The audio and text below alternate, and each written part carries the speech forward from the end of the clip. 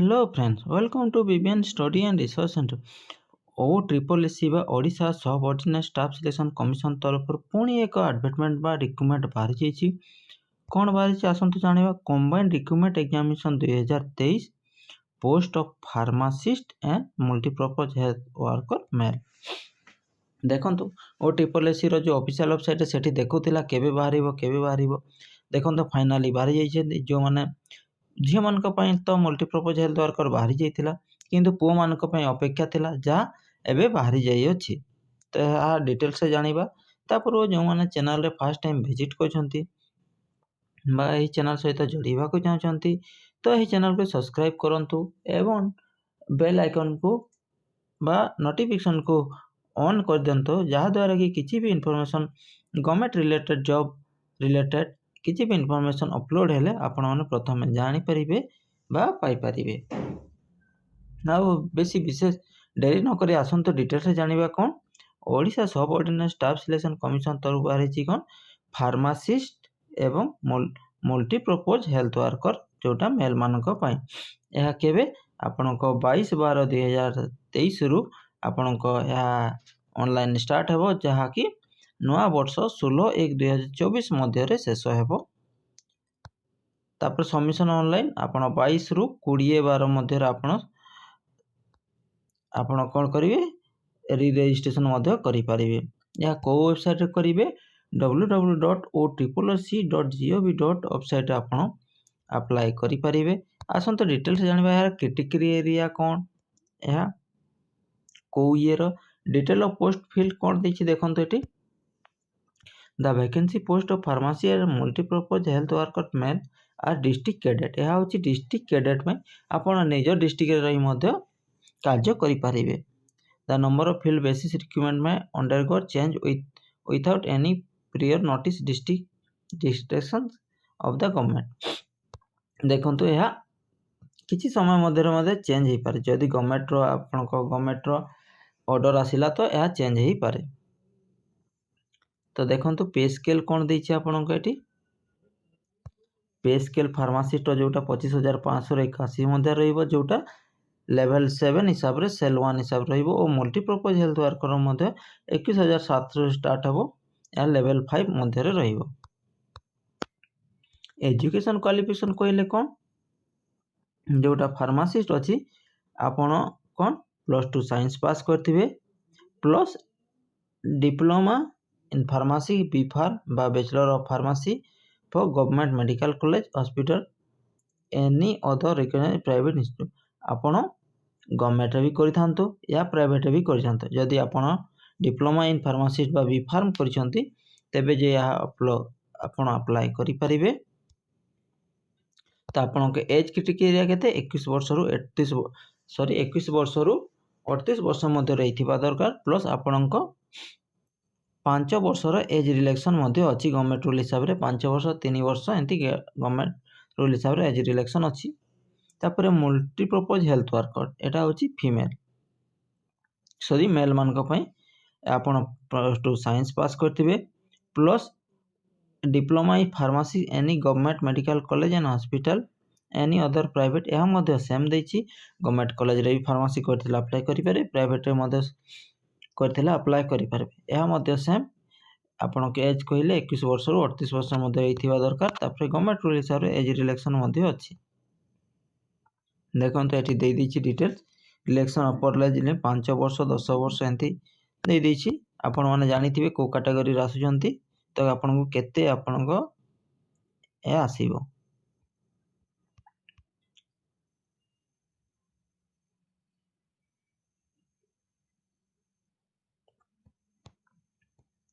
Other eligibility category କ'ଣ, ଏହା ତ ଆପଣ ସମସ୍ତେ ଜାଣିଥିବେ। Examination fee, no examination fee payable for applying the post. ଆପଣଙ୍କୁ ଏକ୍ଜାମ ଫିସ୍ ଦେବାକୁ ପଡ଼ିବ ନାହିଁ, ଯାହା ଆପଣ ଅନଲାଇନ୍ କରିବେ ଯାହା ଖର୍ଚ୍ଚ ହେବ ସେତିକି ମଧ୍ୟରେ ଆପଣ ହେବ, ଆଉ ଅନ୍ୟ କିଛି ଆପଣଙ୍କୁ ଦେବାକୁ ପଡ଼ିବ ନାହିଁ। ହାଉ ଟୁ ଆପ୍ଲାଏ, ଦେଖନ୍ତୁ ଏହା OSSCର ଅଫିସିଆଲ ୱେବସାଇଟ୍ରେ ଆପ୍ଲାଏ କରିପାରିବେ।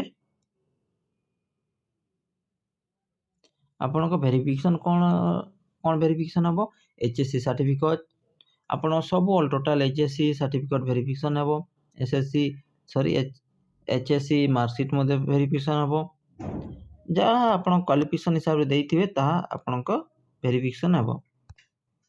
तो प्लेस और डेट और रिटर्न टेस्ट केबे हम आपण हेलो मार्च 2000 देखंतु एटी written combined document exam shall be in all district यह ऑल डिस्ट्रिक्ट ओडिसा रो ऑल डिस्ट्रिक्ट रे हेबो the date time venue of written test we intimate the eligible candidate through the admission letter बा issue online यह जेते बेले आपण elevate हे जिवे plus आपण को एडमिट कार्ड आसी जिवो तेबे जे कि आपण को डेट ऑफ प्लेस जणाई दिया दिवो बा आपण को जेते बेले एडमिट कार्ड डाउनलोड करिवे सेठी मध्ये आपण को एग्जामिनेशन कोठी पड़िछि ता लेखा हेतिबो यह केबे हो मार्च 2024 बेले को आपण के एग्जाम हेबो सेठी पय एबे जो माने क्वालिफाई जो मान को ई अछि बा एजुकेशन अछि बा एई विषय रे पढी छंती ताहले एबेठु पढ़ापढ़ी करंतु मिनिमम 3 मास समय आपण पाखरे रहिला प्लान और रिटर्न टेस्ट केते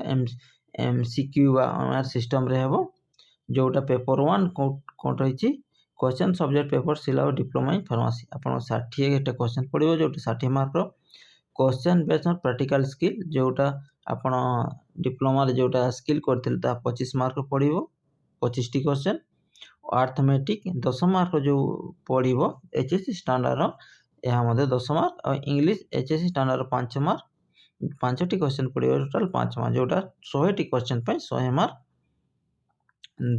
जोटा समय आपण को 2 घंटा समय देबो minimum qualification ST SC PWX service code 30% and minimum qualification mark date of देखंतु एटी एंती किछि देइनी जो माने 35% मार्क रखिसंती से माने मध्ये क्वालिफाई करिवे 30% रखिसंती से माने मध्ये क्वालिफाई करिवे standard syllabus subject written test for the syllabus diploma in pharmacy देखंतु रिटन टेस्ट को ईयर हेबो डिप्लोमा इन फार्मेसी विभाग जो अछि आपण फार्मेसी करथिबे सेही विषय रे हेबो प्लस एठी देखंतु माइनस मार्क मध्ये अछि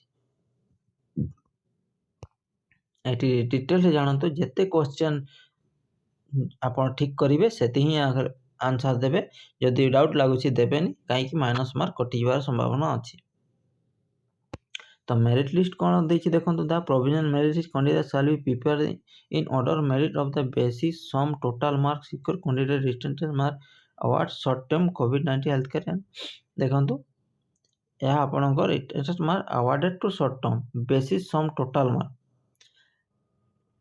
जेते पोस्ट अछि ताठू आपण जदि 6000 पिला पकेले 6000 पोस्ट अछि तो से 4000 हिसाब रे रखिबो आई 1000 को काटी दबो तो से हिसाब रे 1/3 आपण एठी रखिबो स्कैनिंग लास्ट डॉक्यूमेंट एटा तो छाडे नंतो आपण को जेते बेले डॉक्यूमेंट्स वेरिफिकेशन हेबो सेते बेले देखा जिवो तो एठी देछि कोन ओडिशा सब ऑर्डिनेंस स्टाफ सिलेक्शन कमिशन जो माने को आपण को एरिया रे बिलोंग करछंती बा को डिस्ट्रिक्ट बिलोंग करछंती जो माने देखि नांती ओ ट्रिपल एसी रो वेबसाइट रे मते देखि परिबे सेठी पूरा ये दे दिछि पीडीएफ दे दिछि सेठी डाउनलोड करके देखि परिबे को डिस्ट्रिक्ट रे केते आपण को अछि एटा आपण को होछि फार्मेसी में झियो माने मते अप्लाई करि परिबे झियो माने को मते अछि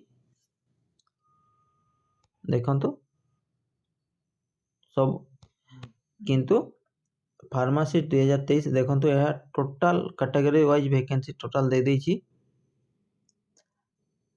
जोटा होछि यूआर कैटेगरी रे झियो मानक पई अछि 157 एसटी कैटेगरी झियो मानक पई 211 SC category 98 SEBC category 19 total होछि केते 1002 पोस्ट बारिछि झियो मानक पई 30% बारी जाइछि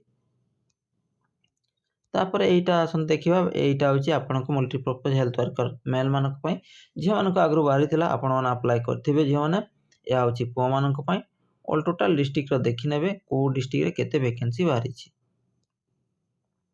या होछि 1451 पोस्ट प्लस या होछि 1002 पोस्ट टोटल आपणकर